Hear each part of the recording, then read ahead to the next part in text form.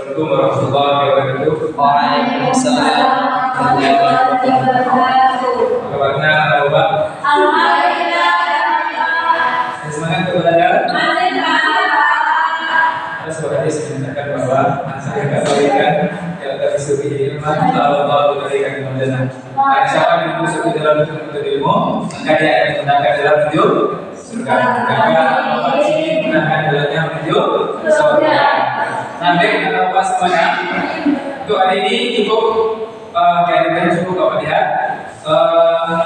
Baiklah, Bapak semuanya, kita akan kembali belajar mengenai fikih. Yang mana pada kesempatan ini kita akan melanjutkan pembelajaran kita yang kemarin. Intinya adalah seseorang yang telah meninggal dunia itu ada yang namanya tirkah. Tirkah ini adalah urusan harta semayat. Yang pertama itu penyelenggaraan. Salat jenazah. Yang kedua, bayar ketamaian.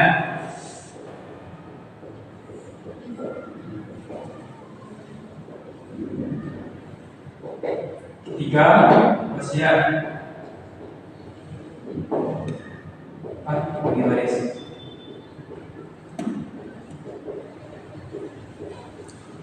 Nah, pada video kali kita telah belajar bahwa jika seseorang itu meninggal, maka harta tersebut disebut dengan tirkah. Yang mana harta tersebut diberikan terlebih dahulu untuk penyelenggaraan jenazah, sudah telah selesai membayar ketamaian, sudah telah selesai membayar wasiat, sudah telah selesai baru bagian waris.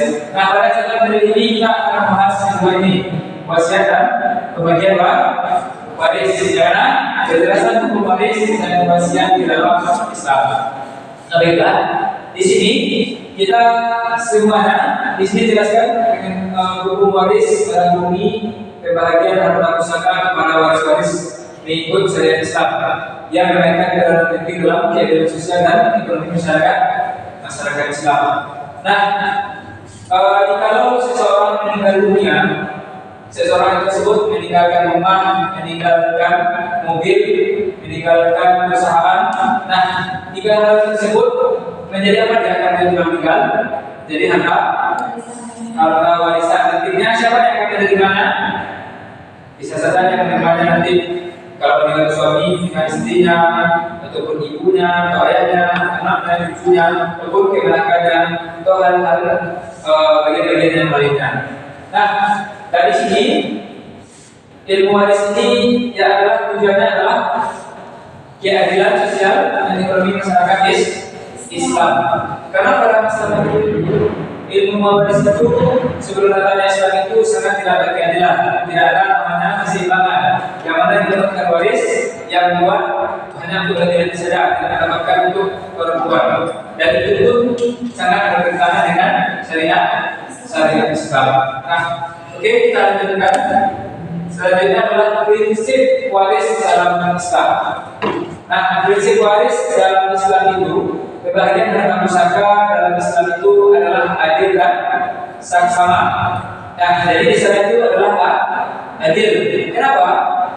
Dalam Islam dijelaskan bahwa bahagian laki-laki itu dua kali bagian perempuan. Itu dijelaskan dalam surah An-Nisa ayat 11 dan 12. Sangat rinci sekali. Nah, kenapa laki-laki mendapatkan dua bagian sementara perempuan tidak? Di sana dijelaskan bahwa laki-laki itu memiliki tanggungan yang lebih. Apa saja tanggungannya? Orang tua, anak, dan istri. Di sini pada masa sekarang ini ada orang-orang yang mendapatkan hal tersebut. Kenapa istri hanya mendapatkan satu saja dan laki-laki mendapatkan dua bahagian? Padahal saat ini wanita bekerja dan laki-laki bekerja. Seharusnya pada saat ini pendapatannya sama. Nah, dari sana ada seorang ulama kita yaitu Gus Baha menjelaskan bahwa yang dinyatakan dalam ayat tersebut bukan karena bekerjanya, tapi karena laki-lakinya. Nah, jadi kalau ada saat yang menjelaskan bahwa itu tidak adil, itu sangat bertentangan sekali dengan Al-Quran dan hadis.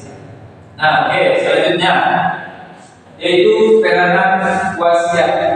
Nah, Bapak semua, di sini kan tadi ada Pak pertama meninggal jenazah, bayar utang mayat, wasiat dan pembagian waris. Wasiat apakah sama dengan waris?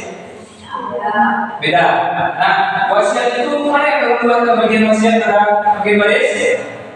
Dulu masih. Nah, wasiat. Wasiat ini biasanya dilaksanakan ataupun terjadi ketika seseorang itu akan meninggal dunia dan dia akan diwasiatkan sebagian tanahnya atau sebagian hartanya akan diberikan untuk orang yang dicintainya ataupun orang yang berjasa untuk dirinya. Nah, jadi ketika pemberian wasiat ini ada syaratnya di dalam Islam, yaitu hanya boleh 1/3.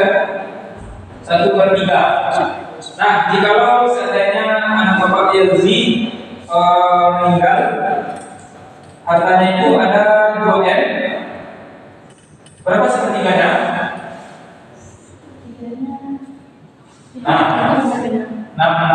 Nah, jadi segitu ya, 666 juta.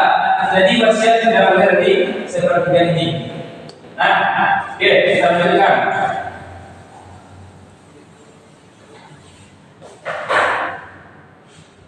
Nah, syarat wasiat dalam Islam, wasiat harus mengandungi syarat-syarat yang ditetapkan dalam syariat Islam. Dia tidak boleh menyimpang dari pada ketetapan agama, tidak boleh melebihi yang seperti 1/3 tadi. Walaupun itu memberikan kesudahan, tidak boleh, karena kita harus tetap mengikuti syariat Islam. Nah, selanjutnya dari prinsip-prinsip waris tadi dan wasiat tadi. Nah, ada beberapa hal terjadi di tengah-tengah masyarakat. Seperti halnya kalau Bapak sering membaca berita atau menonton berita terjadinya pertikaian karena tidak adanya pembagian waris terhadap satu anggota keluarga. Ada sebuah kasus yang mana seseorang itu menghancurkan rumah yang ditinggalkan oleh orang tuanya karena dia tidak mendapatkan bagian warisan yang semestinya. Nah, jadi kalau hal itu dapat terjadi, apakah tidak perlu berarti waris ini? Sangat perlu. Jadi kita mesti membagi waris ini sesuai dengan ketentuan Islam.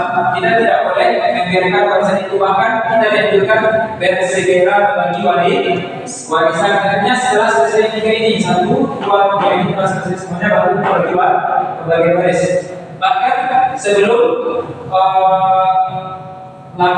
ketika setelah hari itu meninggal, bahkan 3 hari dan 7 hari setelah itu sebaiknya disegerakan dalam pembagian warisan. Karena jika ditinggalkan begitu saja, bisa saja menjadi bom waktu. Nah, baik, selanjutnya. Nah, di sini pengetahuan tentang hukum waris dan wasiat adalah penting bagi setiap Muslim. Dia membantu memastikan keadilan dalam pembagian harta, pusaka dan kemaslahatan kedua. Nah, jika seandainya anak bapak tidak memiliki hukum waris, maka kita akan bertanya kepada orang yang paling yang pernah ditempati di tempat kita. Kita tidak boleh pandai-pandai kita saja. Ini untuk ini tidak bisa, karena hal tersebut memang diatur sesuai yang diatur oleh Islam. Gunanya itu apa? Untuk kemaslahatan kedua. Kan tidak baik anak bapak berkeluarga berkelahi, karena padahal kita dahulu berada dalam satu keluar dari satu rahim yang sama, yaitu rahim ini. Tidak semestinya kita keluar dari satu rahim itu berkelahi hanya karena harta yang ditinggalkan. Semestinya kita lebih mengutamakan dari silaturahmi yang telah terbentuk. Nah, dari sini anak bapak semuanya. Jadi misalnya bapak memberikan sebuah ilustrasi yang mana misalnya terjadi seorang bulan. Nah, bulan ini memiliki sebuah rumah, terjadi rumah, mempunyai sebuah mobil. Nah, ketika bulan ini meninggal dunia, maka nilai dari rumah dan mobil ini apakah langsung boleh kita bagi warisan? Jadi warisan?